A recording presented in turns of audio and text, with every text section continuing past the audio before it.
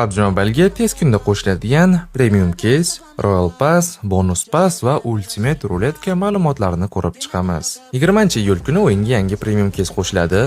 Unda shu ko'rinishdagi mifik kostyum olishimiz mumkin. Case'dagi kuchaytiradigan qurol esa AKM kamuflyaj ajdar skini bo'ladi. Bu skin uchun Turu 5 versiyada effekt poppadaniya va jamoa translyatsiyasi qo'shildi. Ko'rinishi emas, chiroyli AKMlardan bittasi. Xullas 20-iyul kuni case kelganda akkauntingizga tushirib olishingiz mumkin. Yangi Royal Pass esa 16-iyul kuni ertalab 7:00 da qo'shiladi. Birinchi RPda shu legendarni setni olamiz. 20-RPda esa shlem, 40-RPda esa chiroyli mifik, o'g'il bildi ham, qiz bildi ham chotib turadi. 50-RPda Koryak snayper uchun kuchaytiradigan skin olamiz. Bu esa uni kilchati.